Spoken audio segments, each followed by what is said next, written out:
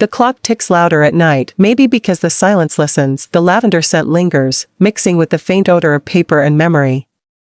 I live in a small apartment now. No voices. No footsteps. Just the hum of the refrigerator and the soft whine of my own breath. On my lap, our wedding photograph. David smiling, sunlight on his face, the day we believed the world was kind. My thumb traces his cheek. The paper is soft where I've touched it too many times. 50 years since the heart attack. 50 years since the doctor said, we did all we could, and left me holding a future I didn't ask for. That night I looked in the mirror, eyes swollen, shoulders trembling, and promised the woman in the reflection, my son will never know want. That vow became my spine. At Christ Hospital, I learned the language of exhaustion, double shifts until dawn, swollen ankles, a back that hummed with pain like an old hymn. Canned soup for dinner, cold coffee for breakfast. My co-workers went out drinking on Fridays. I went home to a stack of bills and a child asleep on the couch. Sterling's future fund.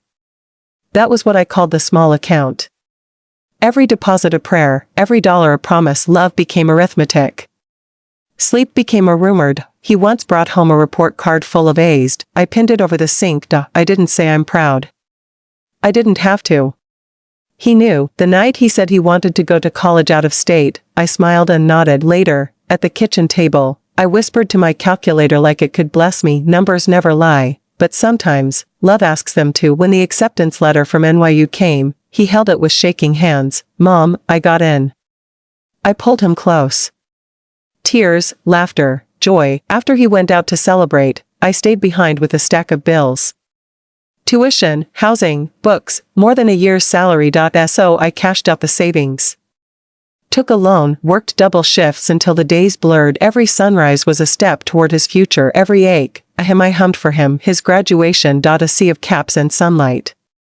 His name echoed across the stadium. He didn't see me in the crowd, but I saw everything. 4 years of sacrifice, standing tall in a rented gown. I clapped until my palms burned, and I thought, this is what love looks like when it finally blooms. Then came Isla, perfume like wealth. A smile like glass. Her eyes drifted over my old furniture as if it carried a smell she couldn't name. Sterling looked at her the way I used to look at David, like she was his whole horizon. Their wedding sparkled. Chandeliers, white roses, laughter that sounded expensive.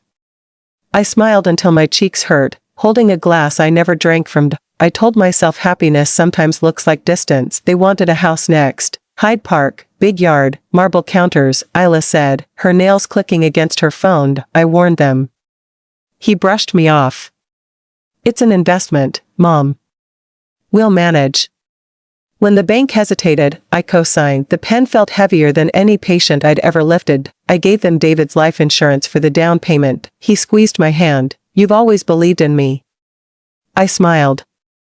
But something inside me knew belief can ruin you quietly. The house was beautiful, too beautiful, sunlight on marble. Every visit made me feel smaller, like a guest in a world I had built but could no longer afford. Isla would offer tea, always politely, always standing. We never sat long. Thanksgiving, the table shimmered with dishes I hadn't cooked. Sterling carving the turkey, Isla pouring wine. I said something about gratitude, about family. He didn't look up. Shut up, Mom. Nobody cares. The room went still, the fork in my hand trembled, and then I stood up and left. That night, I logged into the bank account and stopped the automatic payments. The next morning, 55 missed calls. People think endings happen suddenly. They don't. They rest quietly over time, until one day the bridge collapses under its own kindness. I'm Joan Patterson. A widow. A retired nurse. A mother who believed love meant sacrifice. Maybe it still does. Maybe love was never meant to be repaid, only remembered. The apartment is quiet, the clock keeps ticking, and I wonder, sometimes, whether silence is peace, or just the sound of devotion dying gently. I felt out of place, that kind of quiet displacement that doesn't announce itself. It creeps, like cold through old walls. Isla welcomed me with a perfect smile that never reached her eyes. I sat there, practiced, deliberate, like something taught, not felt. Still, I came every Sunday carrying my homemade pie. It was my ritual, my anchor, my proof that I still had a role in this family, that love, if tended long enough, could not rot. I came early, helped set the table. Told Leo and Chloe stories about their grandfather, about the Thanksgiving when he dropped the turkey and laughed until tears rolled down his cheeks. They used to giggle too, until one day, I noticed how their eyes darted toward their mother first, checking if it was okay to laugh. That small pause broke something in me, but I pretended not to see. Pretending was easier than breaking again. Those dinners were everything I had left. They made all the sleepless nights worth it, all the years of sore feet and rationed groceries and quiet tears in hospital stairwells. If I had those Sunday dinners, I wasn't forgotten. I still belonged. I didn't yet see the cracks. Not then. The change came quietly. The wayward begins to split long before it snaps. One Sunday, I began my old story, the one about Sterling's first day of school, when his backpack was bigger than his shoulders. He sighed softly. Barely audible, but sharp enough to slice the air in half. Mom, he said, smiling in that tight, polished way, we've heard that one before. His voice was gentle, that was the worst part, gentle, but distant. I laughed, covering the wound with noise. Everyone laughed politely. The air never healed after that. Isla's tone followed next, quiet, careful, like a knife sheathed in sugar. When I offered to help in the kitchen, she said, "Oh no, Joan, you just sit. You've done enough." Her smile was all teeth, no warmth. At first, I thought I imagined it. Maybe she was just tired. Maybe I was just too old, too sentimental. But her small jokes grew sharper. "You're so cute," she said one evening as I showed her my old recipe for pot roast. "You and your old-fashioned cooking. We use air fryers now, not crock pots." Sterling chuckled, not out of cruelty, but habit. That's what I told myself later. I smiled too, because that's what mothers do. They smile when they're bleeding. The dismissals became rhythm. During conversations, Isla would glance at her phone, or look at Sterling with a knowing smirk. When I spoke, she tilted her head. "Oh, that's interesting." The kind of interesting people say when they mean irrelevant. Still, I made excuses for her. For them, young families had pressure. I told myself they were just tired. Sterling's working hard, Joan. Don't be sensitive, Joan. You're lucky they even make time, Joan. Denial has a way of disguising itself as grace. One Sunday, I brought something different, something sacred. A family photo album, the cover worn, the edges curled. The pages carried fingerprints of every year I'd survived. David holding baby Sterling. Sterling's first bike, our little house in winter. A picture of me in my nurse's uniform, my smile taut, my eyes red from double shifts, but still bright with purpose. I placed the album gently on the coffee table. "I thought maybe we could look through some of these together," I said. Isla didn't even glance up from her wine. "Oh, Joan, not now. Nobody wants to look at those dusty old things. They're just cluttering the table." Clutter, the word hit me harder than I expected. Clutter, as if the evidence of our lives was a mess to be cleaned up. I froze, fingers still resting on the leather cover. Sterling's eyes flickered, uneasy for half a second, then away. "Maybe later, Mom," he said softly. I nodded. Smiled. "Of course," I said. Later, Leo and Chloe were giggling at something on their tablets. I sat quietly, flipping through the pages alone. My fingers trembled, tracing faces that no longer belonged to anyone in the room. Every photograph that once held warmth now felt like proof of something slipping away. The distance thickened. It became air breath. Even the children learned its language. "We've heard this one before, Grandma," Chloe said one afternoon, giggling. Leo echoed, "Yeah, we already know." Their laughter was innocent, cruel in the way only innocence can be. I laughed too. "You're right," I said softly. "Grandma does repeat herself." That night, I washed the same plate 3 times. I whispered to the sink, "They don't mean it. They're tired."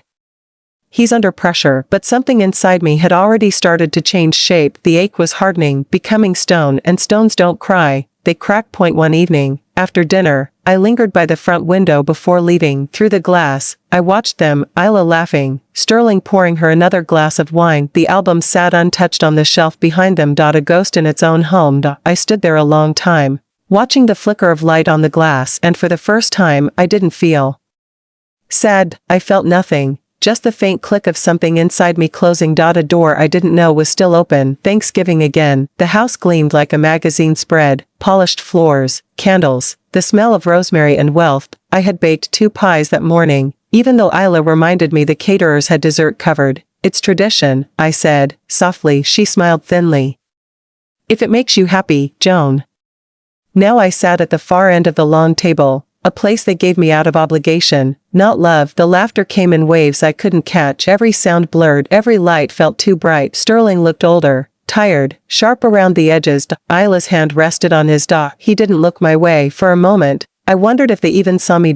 Or if I was just another piece of clutter in their perfect life. A shadow that had overstayed its welcome. I looked at my pie, untouched, the crust cracked slightly under the weight of its own cooling, and in that moment, I realized, love, once given without limit, turns invisible when it's no longer needed. I didn't say goodbye when I left. I just walked out into the cold, and somewhere between the door and my car, I stopped feeling like a mother. I felt like a woman who had finally run out of things to give. Surrounded by laughter that didn't quite reach me, that was the first thing I noticed. It was laughter without warmth. Polite, decorative, like the candles flickering too neatly on the long dining table. Isla, flawless in burgundy silk, leaned close to Sterling, her perfume sweet and deliberate. Her fingers brushed his sleeve as she poured him another glass of wine. The children spoke softly, careful. The way children do when they've learned to measure the air before they breathe. Everything gleamed.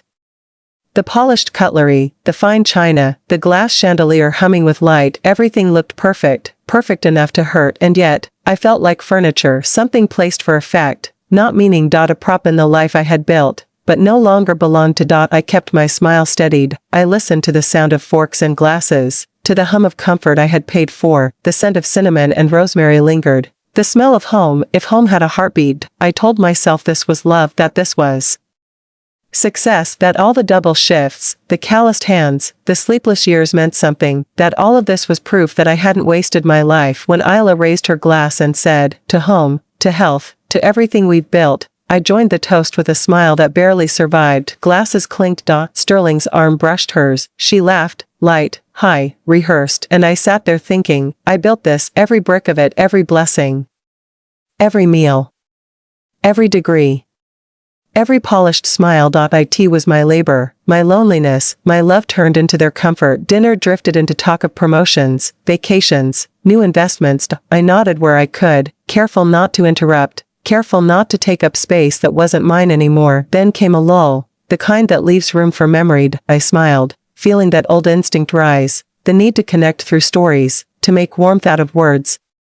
You know, I began softly, your grandfather and I spent our first Thanksgiving with nothing but a roasted chicken. Couldn't afford a turkey that year. I chuckled quietly, remembering David's laugh, how he burned the chicken completely, how we ended up eating boxed potatoes and pretending it was a feast. It was one of the happiest nights of my life. I said then, shut up, Mom.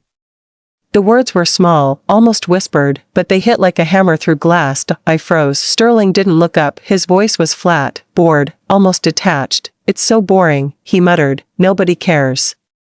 The room stopped breathing. The clinking of silverware, the faint hum of the candles, all of it just stopped. I looked at him, my son, the boy whose shoes I had mended, whose future I had bled for, and in his eyes, I saw nothing, not anger, not shame, just distance. Isla smirked into her wine glass, hiding it behind a sip. The children stared at their plates, cheeks red, eyes wide. No one moved. I waited, foolishly, for him to realize what he'd said, for the boy I'd raised to resurface, even for a heartbeat, for his face to soften, but he just kept cutting his turkey, slow and neat, as if I'd never spoken. Oh, Sterling, Isla said finally, her voice sugary. You're terrible. Her laugh was brittle. Practiced. It made everything worse. The humiliation burned through me, hot, fast, alive. It filled my chest until I couldn't breathe. I reached for my napkin, folded it neatly, though my hands trembled. Excuse me, I whispered, I think I need some air. No one stopped me. No one even looked up. The hallway was quiet, that kind of silence that hums in your bones. From behind me, the laughter started again, soft at first, then louder, rising like nothing had happened. I stood by the front door, gripping my coat, listening. My heart was pounding so hard I could hear it in my ears. When I opened the door, the night hit me, cold and sharp, like truth.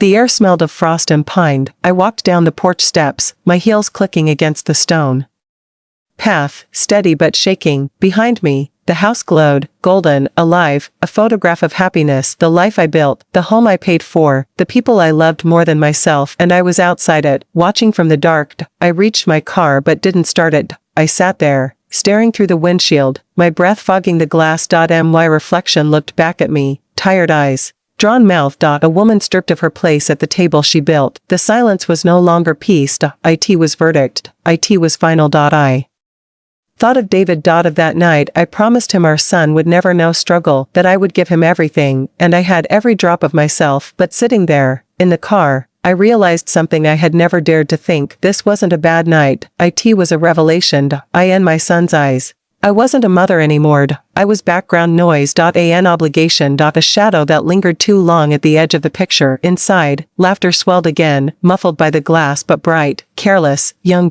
I knew I couldn't go back in, not tonight, maybe not ever. I turned the key in the ignition. The car hummed to life. Streetlights blurred against the frost on my windshield. Each mile I drove loosened the ache in my chest. I didn't cry. Not yet. I had no tears left, only the slow unraveling of something sacred. That night, Joan Patterson, the woman who lived for love, who worked until her bones forgot rest, who believed motherhood was holy, quietly disappeared, and in her place, something colder was born. Not hate, not rage, just a silence sharper than any word her son had ever spoken. I told them later I wasn't feeling well. My voice calm, polite, controlled. Isla looked up briefly.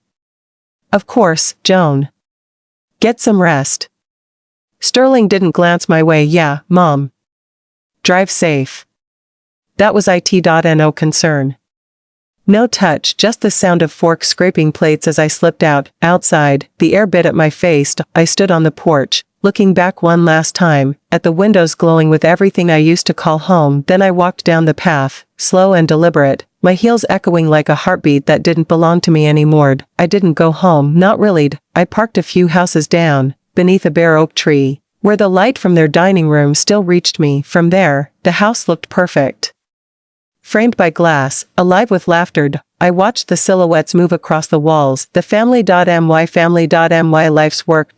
Sacrifice. And I sat in the dark, unseen, invisible. The tears came quietly at first, slipping down before I could stop them, then harder, until my hands gripped the steering wheel just to keep from breaking apart. It wasn't sadness anymore. It was released. It was the sound of a lifetime letting go. The dawning realization that his safety net, me, had been quietly pulled away. For decades, I had been the steady hum behind his life, bills paid on time, meals on the table, holidays that sparkled even when I was exhausted.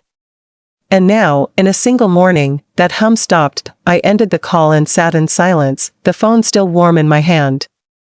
The sea outside was awake now, waves shattering against the shore like applause for a decision long overdue. I wasn't angry anymore. Just steady. Free. I made one last call, to the retirement center near St. Augustine Hospital. They were hiring part-time nurses for the elderly ward. I'm available immediately, I told the woman on the line. She sounded surprised. At your age, you still want to work? I smiled faintly. At my age, I said, I finally get to choose what work means. By noon, I had an interview scheduled.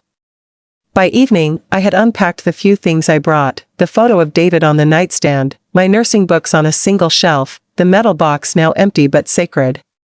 Proof that I had once been needed. Proof that I had chosen to no longer be used. That night, I wrote in my journal for the first time in years. Not lists of groceries or bills, but words. My own words. I used to think love was measured by what you give. But sometimes, love is measured by what you walk away from. The next morning, I went to the ocean. The sand was cold under my feet, the kind of cold that wakes the body from years of dull ache. I thought of Sterling, his voice, that sharp, careless "shut up, Mom." I let the memory settle and then, slowly, I let it go. The tide carried it out like it had been waiting for me to release it all along. Weeks passed. I began my new job. The days were quiet, simple, checking vitals, reading to patients who didn't have visitors, sitting by old souls whose stories came out in fragments. I listened. I held their hands. In their fading eyes, I found something I hadn't felt in years: regard. Not pity, not obligation. Just warmth. There was one woman, Margaret, who reminded me of myself. Widowed young, her son stopped visiting when her memory began to fail. One afternoon, she asked me, do they forget us because we grow old or because we stop being useful? I swallowed the ache in my throat and said, maybe both. But sometimes, forgetting frees us to remember who we were before we gave everything away. She smiled faintly and whispered, then maybe forgetting isn't the worst thing. It was small moments like that, tender, unplanned, that stitched something inside me back together. And then, one evening, about a month later, my phone rang. A familiar number. I stared at it for a long time before answering. Mom? Sterling's voice, hesitant, shaky. Hi, I said quietly. How are you? Got a letter from the bank. And from your lawyer. I don't understand. You're removing yourself from everything? I looked out at the horizon, where the sea met the dusk. Yes, I said simply. It's time you handled your own life. He didn't speak at first. I could hear Isla's voice faintly in the background, sharp and impatient. Mom, he said finally, why are you doing this? Because I taught you how to stand, I said. I just forgot to let you fall. Silence. Then a choked breath. I didn't mean what I said that night. I know, I said softly. But you did feel it. That's what matters. Please, he whispered. Come back. The kids, they miss you. I smiled sadly. Tell them I love them. Always will. But love doesn't live where it isn't respected. He started to cry. It was faint, muffled, the sound of a man realizing what he had broken too late to fix.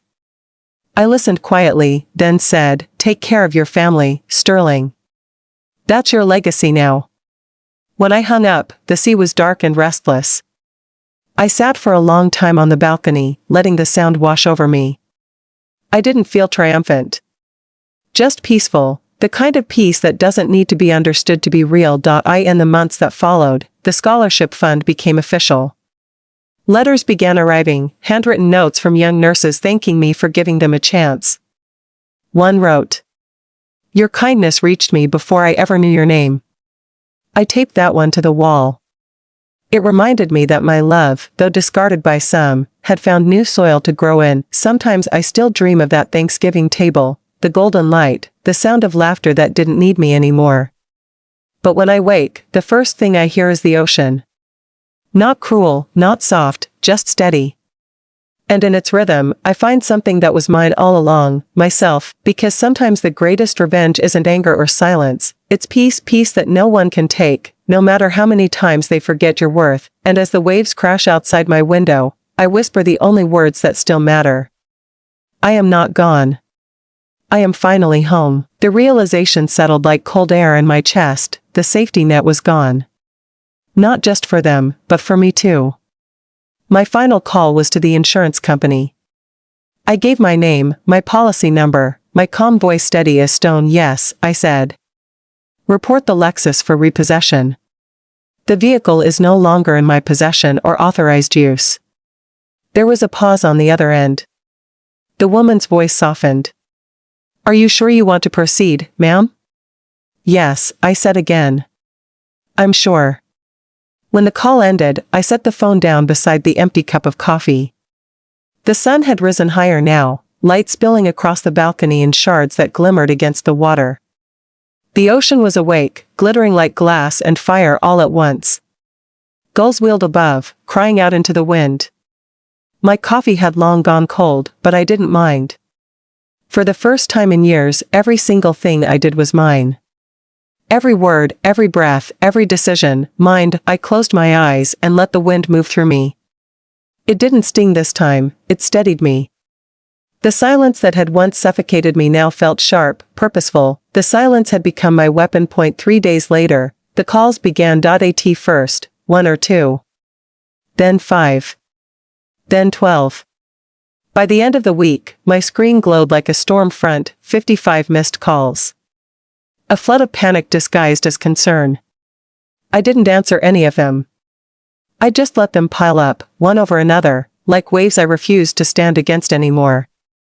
I checked them only once a day, the way one checks the weather, not because you intend to step outside, but because you want to see what kind of storm is coming. The first voicemail was almost casual. Mom, where are you? Sterling's voice, clipped and impatient, like a man accustomed to control. This isn't funny, Call me back.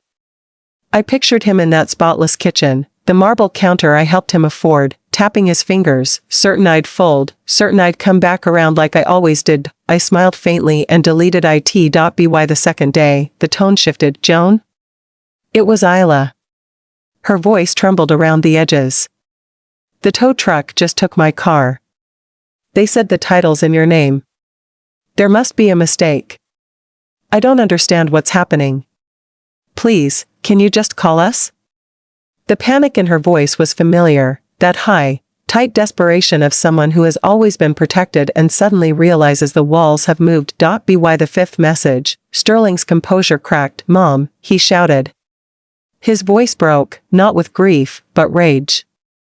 The bank called. They said you're off the mortgage, and we have 30 days to refinance. What the hell are you doing? You can't do this to us. It's our children's home. You're destroying this family. Destroying this family. The words hung in the air like smoke, absurd and heavied. I laughed softly to myself. Not out of cruelty, but because the irony was unbearable. Families don't break in a single moment. They erode, meal by meal, silence by silence, until one quiet word at a dinner table finishes what years of neglect began. That Thanksgiving had just been the ending. The story had always been unraveling. I just hadn't wanted to see it. I sat on the balcony, the Florida sun turning the water gold, and deleted the message. My silence was my answer. In the days that followed, the calls thinned out, panic giving way to confusion, then guilt, then silence of their own. I didn't chase it. I'd spent too many years filling the silence for everyone else. Now it was time for them to sit in it. I settled into my new rhythm. Mornings began with the hum of the coffee pot, the whisper of the ocean breeze through my open window. I volunteered at the clinic 3 days a week, blood pressure checks, soft smiles, steady hands. The kind of work that once wore me down now soothed me. My hands no longer trembled. They were steady, sure, free of the weight of ungratefulness. Sometimes, after my shift, I'd walk barefoot along the shoreline, feeling the tide tug at my ankles. The air smelled of salt and new beginnings. The world looked sharper, clearer. I no longer thought about Hyde Park, or the polished dining table where I had once sat invisible. I thought about breath. About warmth. About what it meant to finally belong to myself. One morning, I stood on the balcony with my coffee cooling in my hands, the sunlight soft on my face. I looked out at the endless sea, vast, alive, unjudging. I guess you got your wish, I whispered to the waves. You wanted me quiet. The ocean didn't argue. It just moved, eternal and unbothered. My silence, I said, took everything you took for granted and gave me back my life. The wind carried my words out over the water, scattering them like prayers or promises. I wasn't sure which. There were days when I still thought of Sterling. Of the little boy who once held my hand crossing the street, who used to cry when I worked the night shift because he missed me. I wondered when that boy disappeared, or maybe when I stopped allowing myself to see him, but I didn't regret it. Regret is a luxury for people who still want something back. What I had now wasn't revenge. Not really. It was reclamation, peace so deep it almost felt like rebellion. One Sunday evening, a neighbor, a kind retired teacher named Evelyn, knocked on my door with a plate of lemon cookies. You're always out there by the water, she said, smiling. You look like someone who's made peace with something most of us still chase. I laughed softly. Maybe peace just comes after you lose everything. She nodded. Or after you realize what wasn't worth keeping. That night, I sat by my window, watching the moonlight ripple across the waves. Somewhere far away, a family sat at a table I once built, surrounded by things I once paid for. But not one of them had what I had now, the quiet certainty that I had lived, given, and finally stopped giving when it no longer healed. My story wasn't loud. It didn't end with confrontation or grand speeches. It ended with a whisper, the kind that says, I remember who I am now. Joan Patterson's story isn't about revenge. It's about resurrection, the slow, quiet kind that doesn't make headlines, but leaves a mark on anyone who's ever given too much and been thanked too little. It's a story about dignity, about how a woman's silence can speak louder than all the noise she once endured, and as the sun dipped below the horizon, painting the sea in shades of gold and fire, Joan sat alone, not lonely, not forgotten, but free. Because strength doesn't always roar, sometimes it whispers through the cracks of a once broken heart, soft but unshakable, enough.